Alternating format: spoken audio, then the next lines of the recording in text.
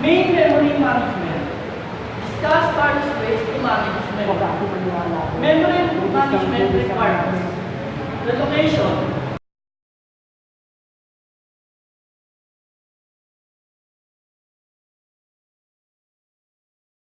In a multi-programming system, the available main memory is generally shared among a number of processes. Typically, it is not possible for the programmer to know the advance which other programs will be resident in main memory at the time of execution of his or her program. Thus, we cannot know ahead of time where a program will be placed, and we must allow for the possibility that the program may be moved about in main memory due to swapping. Relocation. Ang memory may sariling relocation sa loob ng memory. Protection. Bawat process, protektado na hindi mag-combine ang process. Sharing. Any protection mechanism must have the flexibility to allow several processes to access the same portion of main memory. For example, if a number of processes are executing the same program, it is advantageous to allow each process to access the same copy of the program rather than have its own separate copy. Processes that are cooperating on some tasks may need to share access to the same data structure. The memory management system must be therefore allowed control access to share areas of memory without compromising essential protection. Again, we will see that the mechanism used to support relocation support sharing capabilities. Sharing. Sa process may sariling sharing. Sharing of the same copy of the program. Logical organization. Organized as a liner or one-dimensional address space consistent of sequence of bytes and words. Physical organization. Computer memory is organized into at least two levels. Refers to as main memory and secondary memory. Main memory provides fast access at relatively high cost. In addition, main memory is volatile. That is, does not provide permanent storage. Secondary memory is slower and cheaper than main memory and is usually not non-volatile. Thus, secondary memory of large capacity can be provided for long-term storage of programs and data, while smaller main memory holds program and data currently in use. Physical organization. Computer memory may tinatawag na dalawang level. Ito ay main memory at secondary memory.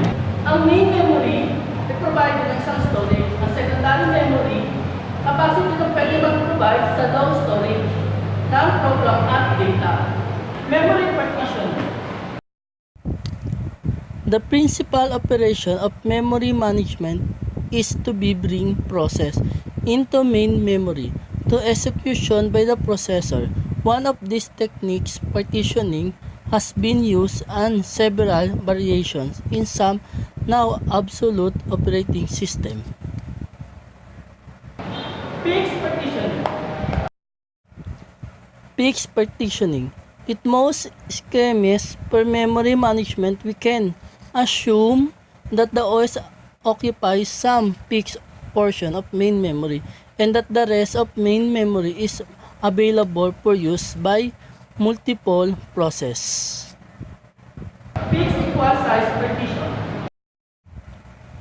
Fixed equal size partition. One possibility is to make use of equal size partitions.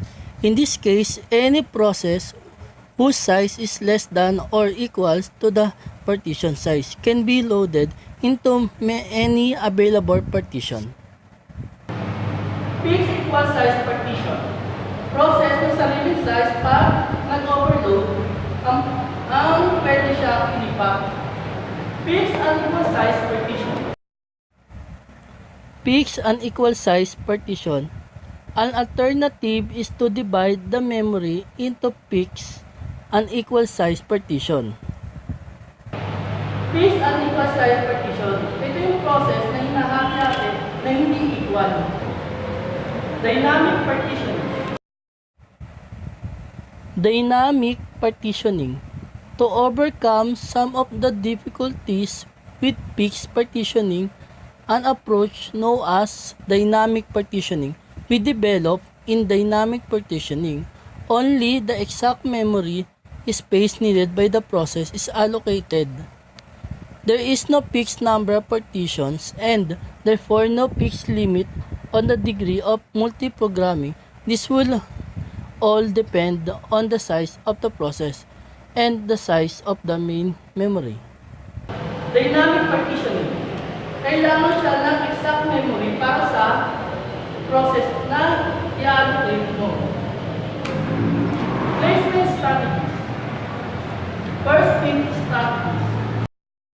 For speed strategy, allocate the largest hole.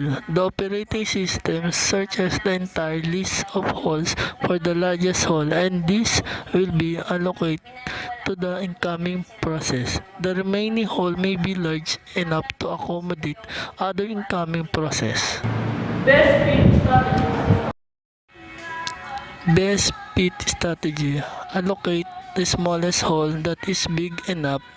The operating system searches the entire list of holes for the smallest hole that can accommodate the incoming process. Worst fit strategy.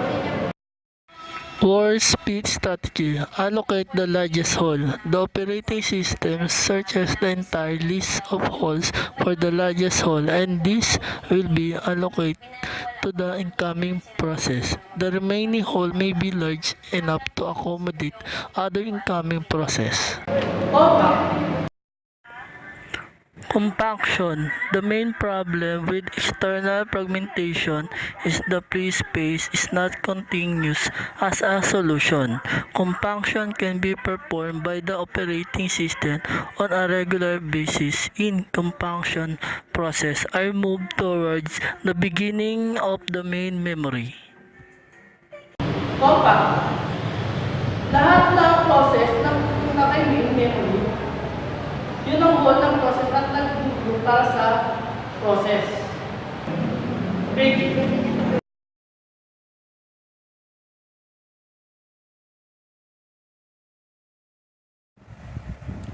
Paging. Both unequal size and variable size partitions are inefficient in the use of memory. The former result in internal fragmentation, the latter in external fragmentation. Paging avoid external fragmentation and the need for compaction. Paging. Para magkaroon ng space at hard drive.